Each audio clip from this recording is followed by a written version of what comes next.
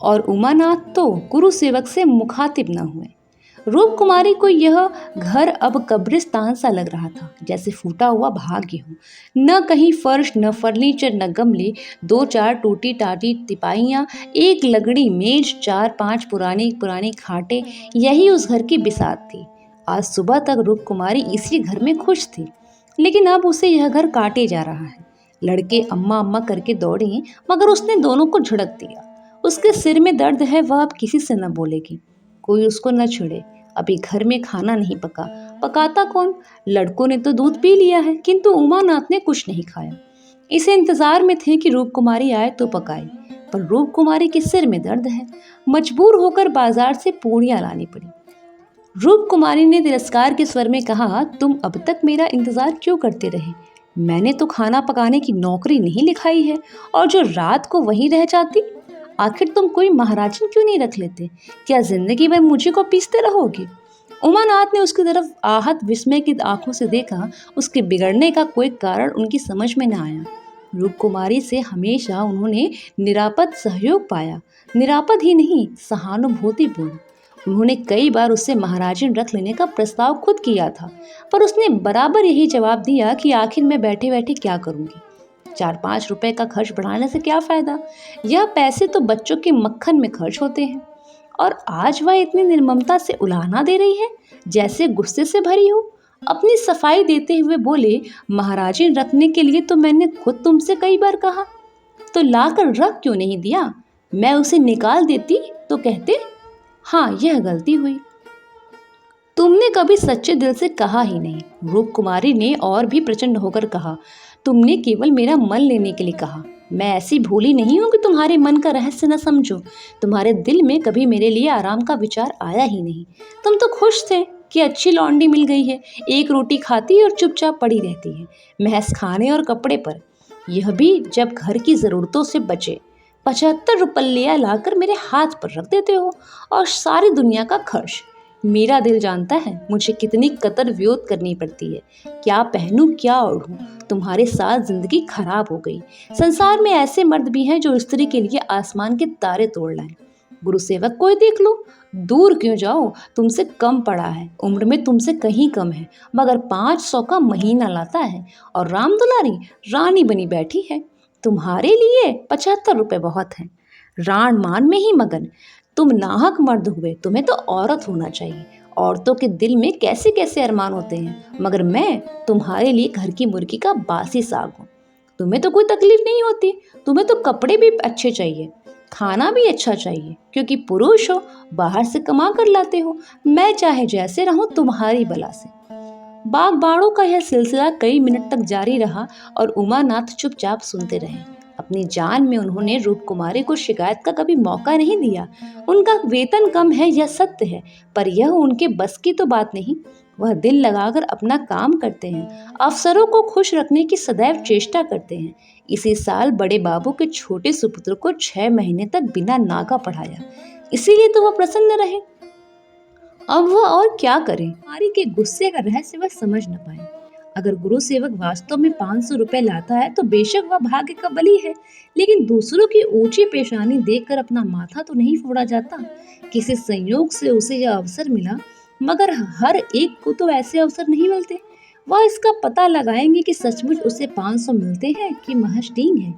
और मान लिया 500 मिलते हैं, तो क्या इससे रूप कुमारी को यह हक है कि वह उनको ताने दे और जलीकट्टी सुनाए? अगर इसी तरह वह भी रूप कुमारी से ज्यादा रूपवती और सुशीला रमणी को देखकर रूप कुमारी को कोसना शुरू कर दे तो कैसा लगेगा?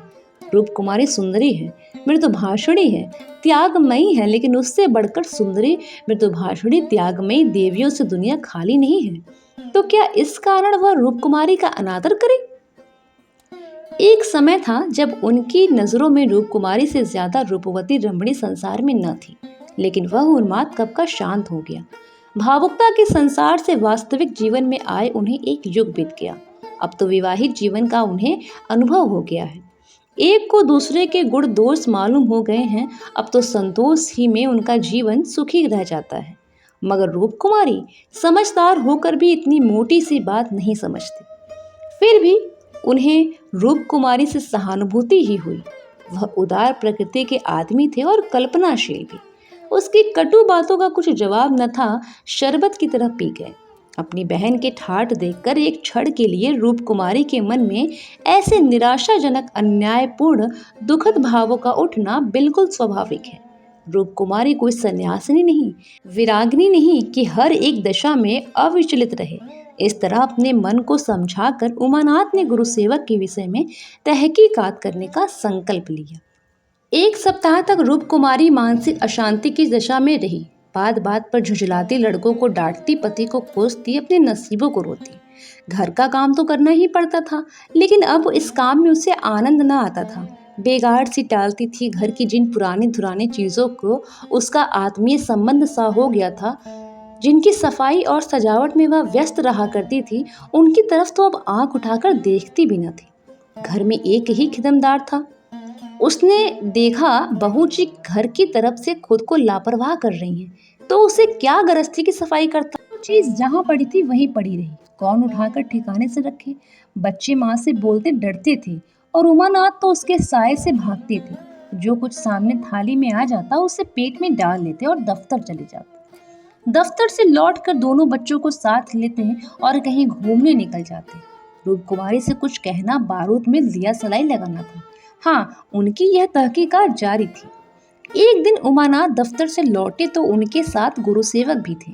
रूप कुमारी ने आज कई दिनों के बाद परिस्थिति से सहयोग कर लिया और इस वक्त झाड़न लिए कुर्सियां और तिपाहियां साफ कर रही थी कि गुरुसेवक ने अंदर पहुंचकर सलाम किया। रूप कुमारी दिल में कट गई। उमानाथ पर ऐसा क्रोध आया कि उसका मुंह नोच ले। इन्हें लाकर यहाँ क्यों खड़ा कर दिया?